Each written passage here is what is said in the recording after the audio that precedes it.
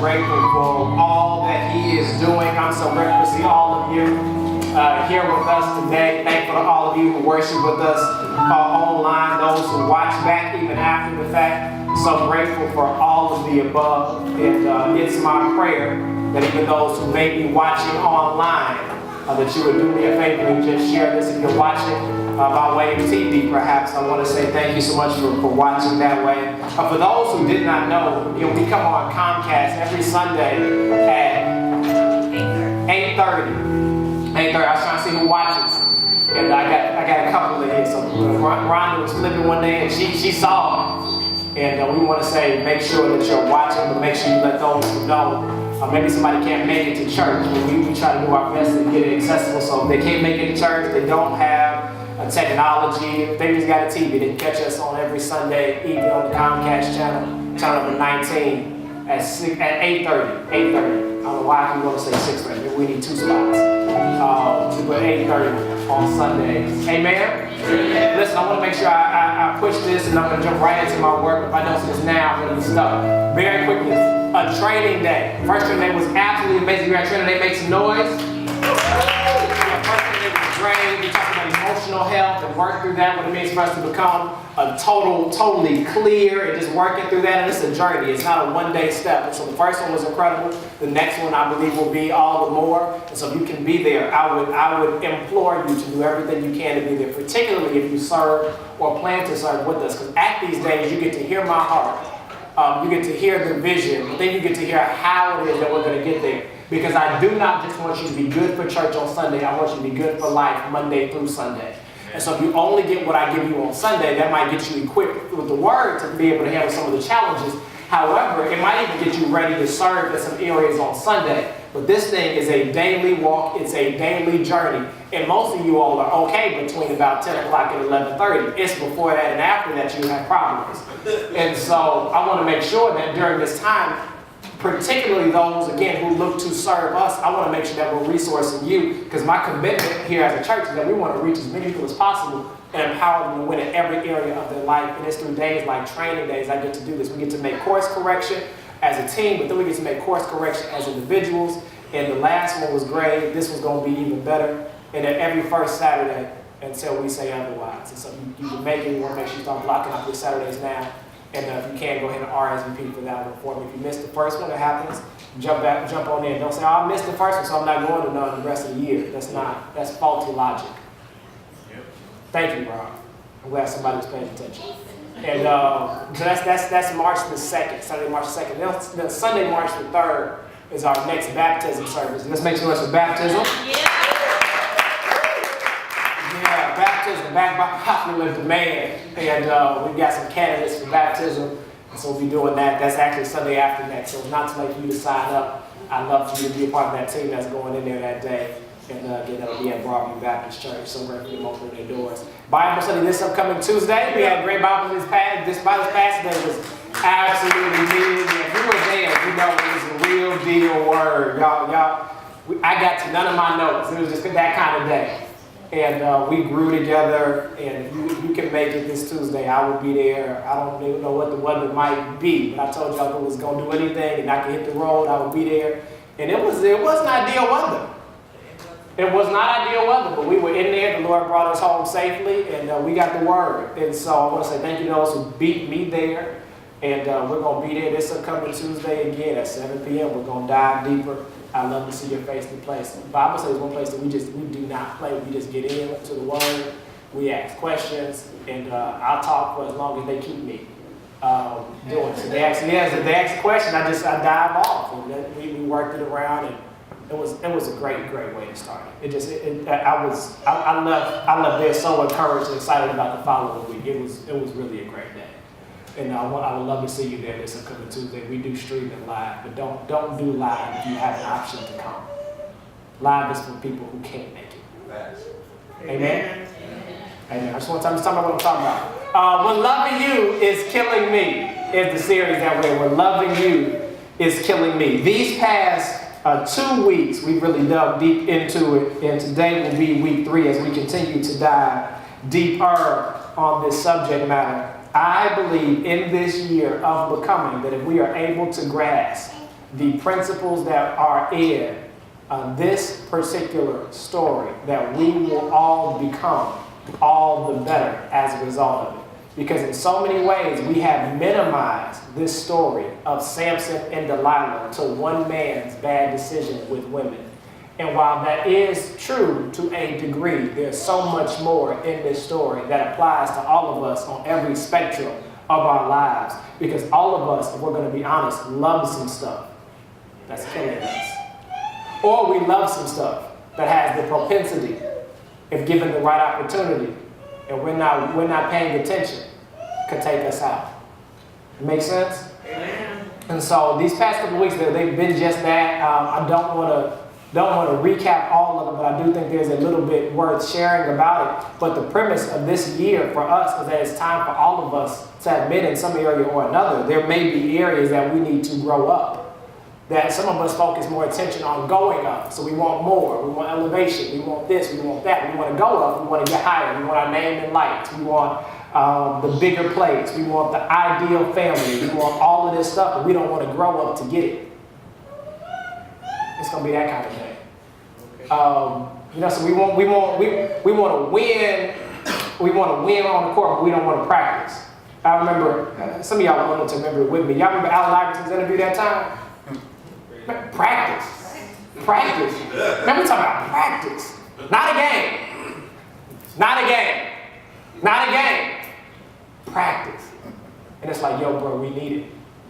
And here's the reality. Here's that connection piece for all of us. Is that most of us don't like the in-between time. We do not like the process of development. But if we do not master the process, we will never make it and live out our full potential.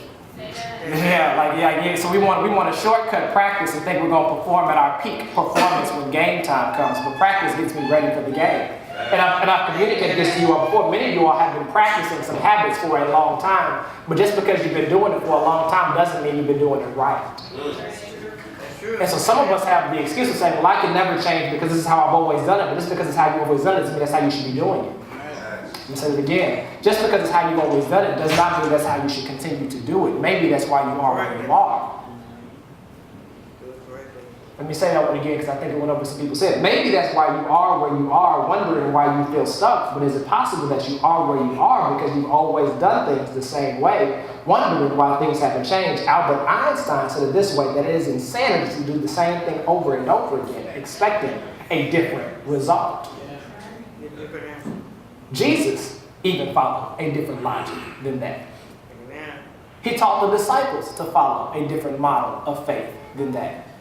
But some of us have wrapped up in our mind for some odd reason or another that if I just keep trying the same way, I'm going to get something different. And most of the time, that is completely inaccurate because most of us have been practicing stuff the wrong way. Just because somebody taught you that's how you should do it doesn't mean that's how it should be done. Amen. There's some people here who I've grown with over the years. They started coming years ago, and now we're approaching year 3, and they've grown with us as a church. But there's a people off the top of my head I can think of that said they've been in church their whole life, and they learned to pray when they came here. Amen. See, Scripture talks about that you can learn a form of godliness and forget God. So you can learn good ritual, you can learn good religion, and still not have Jesus. Amen. Yeah, you can. I was talking to a young man this past Tuesday. He came to Bible study and surprised me. And he asked me a question at the end. And I said, my commitment here is not to raise a bunch of biblical scholars. I don't believe that's the call, at least on my life, or Empowerment Church. Because some people can regurgitate Scripture, but they don't live it. Amen. So they're quick to quote it, but their life don't reflect it. Right. I would rather have people who have transformed lives and can come back and say, it's somewhere in there, but here's what I believe is saying. I'd rather you misquote it, but be able to practically apply it, than be able to quote it verbatim, and you got no fruit from it. Right. Come on. Am I making sense? Amen. All right. Come on with it. And so when you look at this particular passage here, Judges chapter number 16, I've walked through it for 3 weeks. I'm going to walk through it today, and I'm going to walk through it next week. Because there's something in this passage that the principle is intended to teach us. Because everything that was written in Scripture was designed to communicate some form of a message to us. And so for some people over the course of the past few weeks, you've realized how you've made bad decisions with women. Amen. Just say amen or Yes, ouch. Lord. Amen. Yes, And Lord. say amen if you can't say ouch. Say ouch if you came by yourself. Don't say ouch if you came with your partner. Amen. Just say amen. And when they think that you're talking about somebody else, they won't even know how the word has pricked your heart to say, baby, I'm so glad I ended up with you because the one before. Yes, Lord. Yes, Lord. Come on with it. Yes, I'm not gonna do that today. You gotta wait. You gotta wait. I got babies in the room. When we bring E-Kids Club back, I can dive deep with y'all, but I'm not fooling with y'all today because y'all will lead me down a rabbit hole that I don't want to get stuck in. Judges chapter number 16. Here's what it says right here in verse number 15. And she said to him, how can you say, I love you when your heart is not with me? You have mocked me these 3 times. You have not told me where your great strength lies. And when she pressed him with her words day after day, she's nagging him and she's coming after him. And she urged him. His soul was vexed to death. One translation says that he was annoyed, but this is deeper than being annoyed. He had been nagged so much that his soul was bothered by it. And as a result, he told her all his heart. And he said to her, a razor has never come upon my head, and I have been a Nazarite to God from my mother's womb. If my head is shaved, then my strength will leave me, and I shall become weak like any other man. Because all of us, see, here's the thing you got to get here, all of us were intended to be different. Yeah. All of us have the same idea that we were all intended to be different. But if you give up your strength to the wrong person, you can become weak like anybody else. Yeah, so when you start sacrificing your prayer life for people, Amen. maybe the club is not your thing. Maybe just staying out late at unknown places that we will not disclose, drinking drinks that we will not disclose, with people you don't want to pretend like you hang out with. Amen. Make it as vague as possible, Chelsea. Amen. Or maybe that's not your thing. Maybe living in a form of condemnation, as we talked about on Tuesday night. That's why you got to come to Bible study on Tuesday, because we dig deep into some of the word. And so we talked about condemnation. Some of us are so bound to condemnation, this idea of who I used to be and what I used to do and how I used to do it, that condemnation keeps you bound to your flesh, so you don't come to church because you feel condemned. But church is where you get free. Amen. Amen. So when you sacrifice the place where you get free for condemnation, you end up feeling bound and you end up acting like everybody else because you didn't take your Jesus medicine. Yeah. Amen. Yeah. That's right. Daily bread. And so that's my give us this day my daily bread. It says, and I will become weak like any other man. Verse number 18. And when Delilah saw that he had told her all his heart, look at me, I can't say what I want to say. She said, when Delilah saw that he had told her all his heart, she said to call the Lord to the Philistines, saying, come up again, for he has told me all his heart. Then the Lords came up to her and brought the money into their hands. And she made him sleep on her knees, and she called the man. He had him shave off the 7 locks, and then she began to torment him, and his strength left. And she said, the Philistines are upon you, Samson. And he awoke from his sleep and said, I will go out as I did any other time and shake myself free. But he did not know that the Lord had left him. Amen. That's Hmm. Is it possible today that the reason some of us don't have the strength that we had in another season is because you gave of your secrets to the wrong person? Is it possible you allowed the wrong people to have intimate access to your life? And there were people who could not speak influentially into it. But instead they took what you gave them, mixed it with vinegar, and then they took it and they mixed it with some oil, and they took it and they mixed it with some toxicity, and they took it and they mixed it with this, and they came back and told you what your call was, and you were like, you right. Amen. I don't need, here it is. Why you go to church so much? You right, why do I go to church so much? Amen. Come on with it. And so you start telling them your dreams, or you tell them your passions, and you tell them what you've been thinking about, and you tell them everything you feel like God is doing in your life, and you're talking to the enemy the whole time, and all of a sudden you look up and they have convinced you that you're crazy. Yes. Come on. This wasn't really where I wanted to go today, but I kind of just feel led right here when I think about it. Because there is a serious danger that arises with us having the wrong influences around you. I really want to work through my notes at least a little bit and pretend like I'm following now, but I feel like God gave me. I want to use as a subject today, I won't keep going this way. I will not keep doing this. Yes. Amen. Thank you, Miss Eagle. You called it because this needs to be your confession over your life. Right. Come on with it. Yeah, because see, some of us, you come on Sunday, you get the word, but you do not make up in your mind, I can live this out. And so as a result, you get strength on Sunday, but you leave here, it maybe still feel good by 2 o'clock. But after you take that after church nap, Come on with it. Come on. for some odd reason, you feel like the power wore off. And you talking about, Pastor, I can't wait till I get to church next Sunday. I'm like, I just saw you. Come on with it. It's because you did not make up in your mind.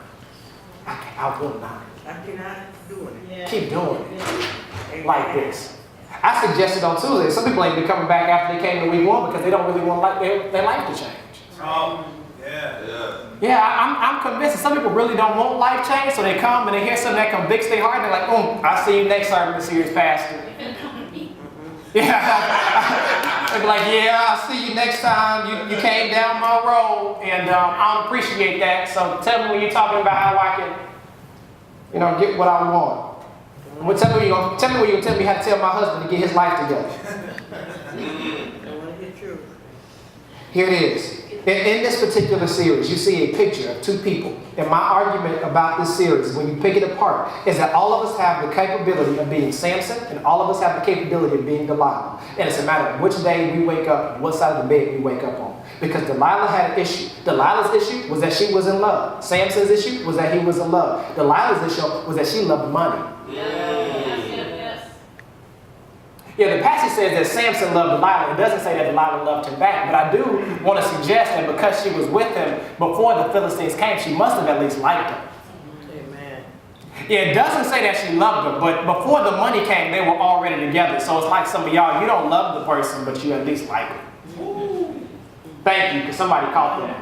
Yeah, you just kind of tolerate it because you don't want to be alone. I'm sorry.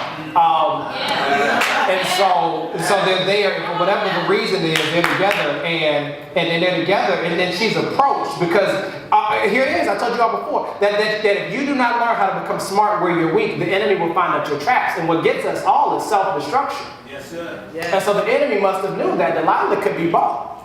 Yes. Yeah, see, some people can walk up and offer you something, and if it's not your appetite, you won't eat it. Right. Amen. But see, Delilah's appetite was money. And I want to suggest Delilah's issue wasn't just money, because money is not evil, but the love of money is the root of all. Yeah, so money is not the problem. Here, I'm going to give you a word that you find in Scripture that describes it. You find it, it's actually in the book of Matthew, where you see it very clearly communicated that the problem is not money. The problem is the love of money. And the problem behind the love of money is this thing we find in Matthew chapter number 6, verse number 24, where it says, "For no one can serve 2 masters. He will either hate the one and love the other, or he will be loyal to the other one and despise the other, because you cannot serve God and mammon." Mammon. Mammon is the word we see described throughout Scripture that describes more than a money problem. It's a mentality problem. So we're always chasing but never finding. We buy and we buy and we buy. And so we go after mammon. And mammon promises everything that only God can give us. So we pursue mammon looking for identity, but only God can give us identity. So we pursue mammon looking for security and significance, only discovering that mammon will never deliver on its promise. Delilah had a love of money. And the love of money in Scripture defines this mammon issue. It's a mentality towards money. Because money isn't the problem. But I told y'all, I got a different feeling about my money. I walk in the store, I'm like, you can't have my freedom. Amen. Yeah, I might have $2 in my pocket, but I'm not giving it to the Dorito man no more. Amen. It's a mammon thing. Some of us view money so differently, and ultimately, I want to suggest again, it's not money being the root of all evil. Money is not the problem. We need money. Money is the currency that makes us all go around. You need money. You walk in the store and just be talking about, I'm so blessed, just give it to me for free. You let me know if they give it to you, because I want to walk like you walk. So I never want to make it seem like I'm downplaying the importance of money. I'm downplaying. I am challenging some of your mentality toward how you treat it. Yes. Am I making sense? Amen. Delilah's issue was not money. Delilah's issue was that she had a love of money, and her love of money was really rooted in this mentality behind Mammon. Because what will happen is this: when your mentality is off, you won't realize what you have, so you'll pursue what you don't have, missing what you do have. Because what she didn't have in the money that they were offering her, she did have in the wisest, strongest man that was around. Yeah. Amen. Look at this. So while Samson didn't have the money on hand, Samson had just took a jawbone and defeated an army. He picked up people and put them all on his back after he killed them. You mean to tell me you want money over that? Right. Amen. You see this picture? Yeah. Yes. Because sometimes we'll chase what we don't have, missing what we do have. Everything you wanted, you had in Samson. Yeah. If money wouldn't even been an issue for Samson, because they wouldn't have gave it to Samson for money, Samson could have took it. If you want to talk about it, he was in love. Right. Amen. You sure good. So what he couldn't have bought, he could have just copped. Yeah. Yes. Okay, y'all not with me today. It's all right. I'll come back next week and try it again. And so they were there. There was this mammon issue, this money mentality issue, and so she impulsively pursued money. I don't want to give her a bad rep. If you're going to be honest, some of you may have, if you didn't consider it, some of y'all would have took it. Amen. Because she was not offered 1,100 shekels of silver. That's not what she was offered. Do we have that real quick? She was there and they offered, so here it is right here. And we each will give you 1,100 pieces of silver. Yeah, that's different. That's a woe moment. Yeah. Yeah. Because that's not saying, I'm going to give you $100, Chris. It's saying, everybody in here, they give you $100, Chris. That's the game changer. Amen. Oh, y'all don't want to be honest. Amen. It's one thing when you tip me with a little bit. No, I'm good. I'm not going to do that for that. And then your boss said, well, here goes another offer. If you just do this, you can get this. And you say, you know what? I know I hate this job. I know the Lord told me to leave this job. Amen. But didn't God say?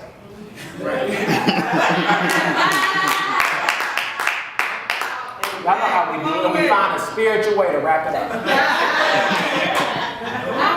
And then we lie and say we're going to tithe off of it. Right. Right. Y'all don't want to play with me today. All right, here we go.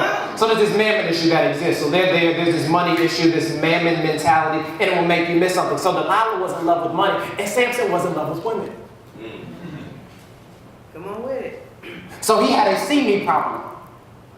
Everything he saw, he was like, that looked good. I want it. Yes, Lord. Amen. And so he was in love with somebody that wasn't loving him, but he loved her, presumably because of what he saw. Right. So they both have an issue. Right. So we can't just make Samson out to be this prince and this hero in the story. They were both wrong.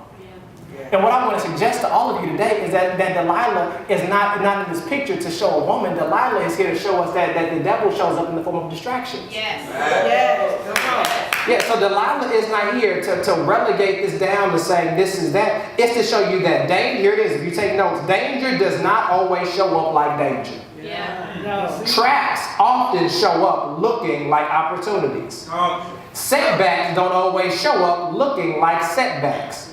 Setbacks sometimes show up looking like come-ups. Yeah. Danger often shows up looking like Delilah. It shows up looking attractive, alluring, and deceptive. It makes you promises about everything you can have. Yeah, danger don't always show up looking like danger. Sometimes danger shows up and it's calling my name. Amen. Come on. And that can be anything under the sun. You pick your poison of what that may be. In the words of Pookie, it just keeps calling me. Whatever it is that just keeps calling me, whatever that is coming after you so aggressively is that thing that you've got to learn to tame. And you've got to learn not how to become strong where you're weak, but become smart where you are weak. Right? So we learned that. And so here it is. What is it that I have to learn that I will not keep doing? Here it is. Number one, I will not keep being impulsive. Yes. Yes.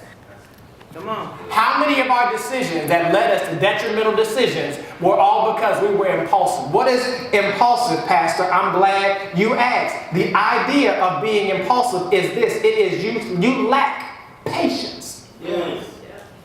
Not Yeah, you are so anxious about what you want that impulsiveness will lead you down a life of consequences because you think, I want it. Yeah. How do I conquer impulsiveness? Here it is. If you want to know how you can conquer impulsiveness, it is principle-centered living. Yeah. It's making a decision before you have to make a decision. Yep. Don't decide, here it is. Let me give you a very practical way. Some of y'all got that Macy's struggle I talked about last week. Macy's texts you about their Super Saturday deal that only lasts on Saturday, but you happen to go on Sunday and it's still going on. And you fall for it every time. And you can't figure out how to get out of it. You make the decision before you go to Macy's how much you're going to spend and how much you're not going to spend. Because some of y'all walk in, you decide to register. Amen. I think I can do this. You know, I got this much on this card. I got this much on this card. Can you split the bill? If you cut this up right here, I can put this on Macy's. I can put this on Discover. I got this in cash. Do you take that blue card? Yeah. Amen. That's right. That's how it is. No, but you make the decision before you make the decision. You make the decision before you make the decision. Right? There are some people that can call me right now that I will not go hang out with on a Friday night. We can go hang out someplace on a Saturday morning, Right. depending on where it is. Right. Amen. But on a Friday night and you driving? Oh, no. Because I made the decision before I made the decision. Right. So I don't have to say no to some stuff because I said no to what could get me there. Yeah. Right. Yeah. Right place. Am I making sense? So how do I conquer impulsiveness? Well, you don't put yourself in positions where you have to make a quick decision. Oh, Yes. There are some stuff that are unavoidable. Sometimes we end up in these dice decisions because we didn't think it through first. Right. That makes sense. Yeah, man. February is a busy month for my family. We got Jerry's birthday, which was this past Wednesday. Jake's birthday was this upcoming Wednesday. So we got 2 birthdays, 7 days apart, and we've got to celebrate them both appropriately. That means I couldn't make impulsive decisions all in January and think I was going to be able to take care of them in February. Amen. Right? Amen. That makes sense? I'm just giving you practically. It makes sense. I will not keep being impulsive. Some of y'all are impulsive. Just admit it. Bible talks about it. Proverbs 14:29. Proverbs 14:29. It says, "He that is slow to wrath has great understanding, but he who is impulsive exalts folly." What does that mean? It means that he who is slow has great understanding, great wisdom. He who is impulsive, he a fool. That's what it says in the word. That's the Bible, not me. Amen. You ready for number 2? yes, sir. Yes. I will not keep being impatient. Amen. Here it is. Samson was so impatient that it led him to a life of bondage. Because instead of waiting on the woman that was suitable for him, he entered into every relationship he could. And impatience will always impact your priorities. Yep. Impatience typically causes most of us to live outside of our season. Yeah, that's right. Amen. Can I get let me see if I can give it to you practically. Here's how the saints have always said: you buy stuff you don't need to impress folk you don't like with money you don't have. Amen. Sir. Right? Impatient. So because you can't wait until you get there. So before you get there, you go down and you spend all the money you have impatiently because you say, well, here's what some of us do it another way of doing it. We say, you know what? I don't need, wait for what? How many of y'all would like, I didn't do this. How many of y'all would like that kid that was like, I don't need a driver's license. Driver's license for what? Permit for what? My parents are going like, got the keys. Yes, Lord. And you crashed the car. It was impatience. Some of y'all, we were in the car this week, and I won't say any names, but there was somebody who discovered that God tests her patience when she's zooming around cars and they don't go nowhere. That's my testimony last night. I'm zooming on the E-way, not going nowhere. I'm cutting off cars. I'm like, I gotta get here. And I'm zooming around and hop up and I look up, the car sitting right next to me. The same car and spit all the way around for me. Because sometimes most of us are going real fast to go nowhere. And ain't going nowhere. If we would just slow down, we get so much further. Because you need clarity. That makes sense. It was his impatience. He didn't want to wait to find the right one. She didn't want to wait to see what could happen. And most of us make some job decisions, financial decisions, relational decisions based upon impatience. We don't want to wait for God to send us the right job, so we just pick any job. Amen. Or we don't want to wait to see what God's going to do here, so we just jump here to here to here to here. We jump from person to person to person to person. We jump from this to this to this to this. But you gotta preach. And the consequence of impatience is typically debt. Yeah. Typically Yeah. debt. Yeah. Debt can come in the form of bondage. Debt can form in the form of the fact that you now wasted so much time and you can't figure out how you ended up where you ended up. Impatience leads most of us there. I will not keep being impatient. Number 3. I will not keep searching for outside validation. Amen. Yeah. Yeah. Preach, sir. Come on. Samson gave in to Delilah's questions that would have awakened anybody with some sense. Yep. I know that's right. Because she kept asking him the same thing. Each time you ask me, how is it that you're going to kill? How is it I can take your strength? You come back and you just tell me something else, but you don't need a house. You keep laying your head in my lap. It's manipulation. But when I'm looking for outside validation, I care about what people think more than what I know I should be doing. Yes. Amen. So I don't leave what I know is toxic because I'm scared of what somebody else might say. They're going to say I made a bad decision. They're going to say I was immature. They're going to say I was this. They're going to say I shouldn't have did this. And because I'm so concerned about what the world is going to say, I stay in a place where God is frustrated with me being at. And what you discover about this particular passage is that God will allow you to live on the level you settle for. So he kept going back to this dangerous situation. And as he's there, he loses his strength because God is not obligated to make decisions for you. Wow. I'm over my time. Let me give you this next one and then we'll go. I can pick this up some other time because the Bible study on Tuesday. I will not keep overestimating my strength. Yes. Amen.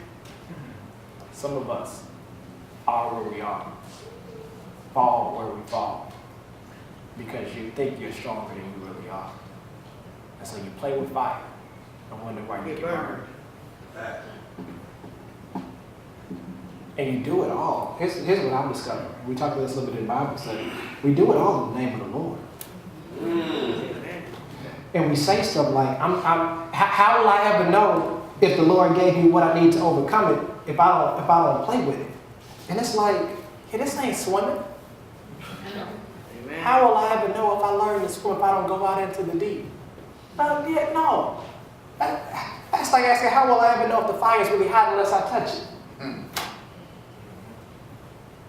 And some of us are keep overestimating your strength. So you keep running here, and you keep running there, and you keep doing this, and you keep doing that, and then you wonder why you're so tired when the week is over.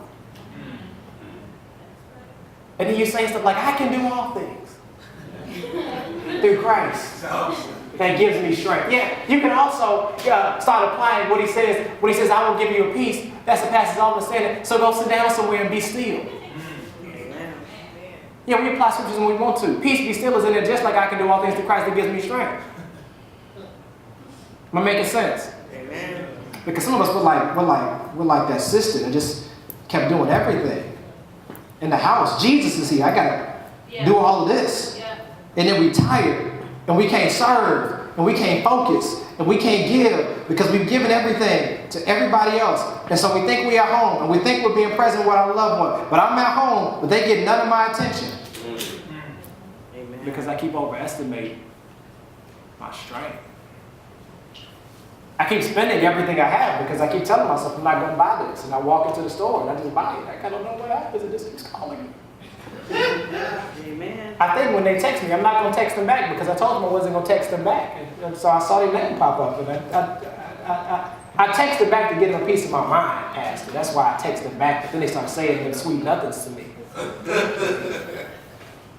Amen. Overestimating your strength. Here it is. Here it is. All of us have some things we need to make up in our mind. I will not keep doing this. Same thing. For some of us, that action is impulsiveness. We keep making quick decisions. For some of us, it's impatience. We keep jumping. We won't wait on the Lord. So we're afraid to make a big boy decision. So he's calling us to say, do it. But we're like, I don't know, because what are they going to say? I don't know, because what are they going to do here? And I want to make this very, very clear. I think I said it last week. This series, this sermon, even today, for some of you all, you don't need to leave the person. You need to leave the mentality you had in your head, because you were impulsively about to self-destruct what God put together. Sauce. Yeah, because some stuff, God is like, the problem isn't this. The problem is maturity on both ends. Yeah, what would have happened if Delilah had a woman that said, no, baby, don't you go chase that money and leave that good man? Quiet. What if Samson had a real man to say, no, bro, you can't keep falling for these traps. That's manipulation. Sauce. No. No, bro. No. What if the woman happens to have this Samson mentality and she can't figure out why it is that she can't get out? What if she has somebody that can speak into her and say, get out! Get up! Go do something. Samson was in this house, laying in this woman's lap. This person is there, laying in this person's lap, not knowing, because he's so distracted, that the enemy was in his house the whole time. My God. It don't say that Delilah would have opened the door to let them in. No. It says she said, come here. Is it possible that the problem is some of us are allowing the wrong people to speak to those close to us? Yes. Yes. Yeah, what would have happened if Samson was like, no, that's not good people for you to be influencing you. They offer you a whole lot, but they ain't offering you value. And I don't want to tell you what to do, but I do want to help you see that this person is not good for you. Some of the problems that we see and we deal with come down from us not being vocal enough to be aware enough, to be strong enough, to lead where you got to lead, and to guide where you got to guide. And so your first response is to run. Now, sometimes running is the absolute True. Sometimes you need to get out. Talk to somebody there and say, man, bro, crazy. Walk away. Sometimes we get it over our head. Somebody's made bad decisions. But I want to tell you today, if you're willing to commit to say, I'm going to make some different decisions, that you can absolutely walk around and you can make that confession I talked about last week, that my life is coming into alignment with everything that God has for me. Come on, God. When you make different decisions, your life starts coming into alignment. Not perfection, but alignment. Right. You still have problems, but you tackle them differently. Amen. And I don't know how you feel about it, but I want to ask you, just close your eyes for a moment. Think about some of the areas of your life that are out of alignment. Maybe your marriage. My marriage is coming into alignment with everything God has for it. Maybe you're the one that needs to get out. So you're saying, my life and my family is coming into alignment. God, this might not have been your will in the first place, so whatever your will is coming into alignment for my life. My finances are coming into alignment with everything you have for it. God, I'm going to manage my money your way. As a matter of fact, God, I'm going to manage the money you gave me the way you told me to manage it.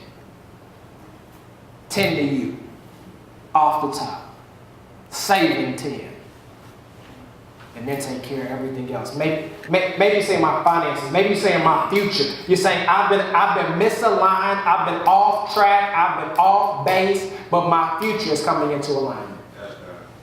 Yes, sir. Maybe you're saying, you know what? I'm good, but there's some people in my family that are off. My children are coming into alignment with everything God has for them. Yes, God. Amen.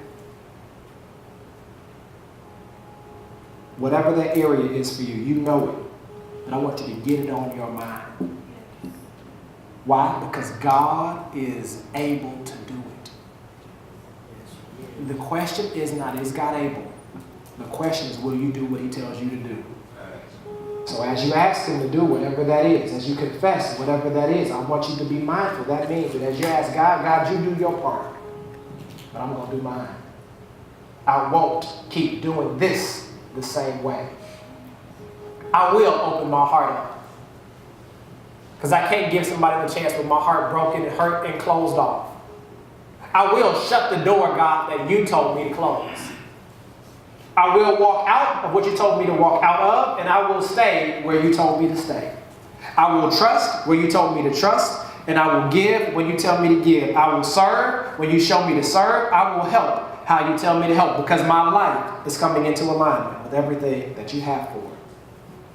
Your will, nothing more, nothing less, nothing else. It's in Jesus' name that we pray. Amen. Amen. Listen, if you're here, you need to make a decision today. I want you to make it quickly. It shouldn't take you long. You know what you need to do if you need to do any of the above. And so if you're here, you need to make a decision to accept Christ for the first time. I want to invite you to do so. What does that mean? It means you admit that even like me, like anybody else here, you're a sinner on your best day in need of a Savior. And you want to say, look, I want to get this right. I want to take this next step in my faith journey. I want to say, God, I need you. I need something more than what I've been doing. Maybe saying I've walked away, I've got off course, I've got off base, but God, I want to turn my life back over to you. I want to recommit myself back to you. Maybe saying I want to be baptized for the first time. Maybe you're like some of the others we have here. You say you want to be baptized again. Whatever that case may be, I want you to make that decision today. Not wait for it, but make it because you believe that God is at work in your life. That you believe that this moment just may be your moment. Don't wait, don't delay. Make it. How do I make it? You can make it by checking that card. You can make it if you're watching online by sending us a note, sending us an email, inboxing us, watching on TV. Write us a letter, call us, flip us a pigeon. Whatever you got to do, come knocking on our door next week at church. Come find one of us in the grocery store. Whatever you have to do, don't let the enemy give you an excuse not to give your life to him. You can fill out the Connect card if you're here. Check the box, fill it out, drop an offering envelope, stop by, see me at the door. Or no, let's do it the way they used to do it. Stand and let me know you come. I'll even give you the right hand of fellowship. Amen. I just want you here. Second call, you say, well, I'm without a spiritual family, Pastor. I'm looking for a church home place where I can grow. I can go and I can grow. There's some places you can go to, but it don't mean you're going to grow there. And I'm not knocking what they do. I'm just talking about what happens here. We are a place committed to life change. We want to see people reach, lives restored, and generations empowered, all for his honor and all for his glory. And if you're here, we're not a perfect place. We were probably at our best about 6 o'clock in the morning before any of us got here. The second any of us walked in, that flipped upside down. And the second you came, it might even got even worse. And so, but here's what I do know is that God is still loving, God is still caring, and that we are not a perfect place. We're committed to loving a perfect God and trying to do better every day. I'm not a perfect pastor. My commitment is to love God's people that he says to be the best I can. I want to see you grow. If that's you say, I want to become part of the spiritual family, you can make that decision today. Same way, check the box, flip a pigeon, write a letter, inbox us, see either one of these two, Secret Tree, see Lorenzo, stop by the door. I'd love you to be part of it. Lastly, you want to be part of a team. You say, I'm part of this church, but I'm not part of the team. I'm not in the game. Get in the game. Yes. So much is happening right now in the life of this church. So many doors are opening right now, and I need hands like never before. Probably need hands more now than I did when we first started. God, there's just so much opportunity that exists right now for us to do God's work, God's way. And don't think you don't have a gift that can be used somehow. God can use you somehow, some way. It just may not be the way you think. Stop by and see Amber at that Connect table. Let us know you want to do that. Lastly, I guess if you desire prayer, you can fill out the prayer request on the bottom of that Connect card and drop in the offering basket. 2 options right there by prayer request. You can ask for me to pray for you and call you. I will call you if you ask me to call you. You can actually be contacted by just a leader or a minister here. If you don't click the box by me, you'll hear from one of them. If you don't click any box, select any box which you write out a prayer request, that will also come directly to me. I pray over every single prayer request that comes. If you don't want anybody else to see it, you don't check the box that says give it to somebody else. It's really that simple. If you don't check any box, those come to me. You check the box for me, I call you. You check the box for somebody else to call you, they have to see it so that they can call you. All right? I believe somebody somewhere made a decision to this. And won't you do me a favor? You may not know who they are, you may not know where they are, but won't you celebrate your new spiritual family members today? I believe somebody made a decision. You want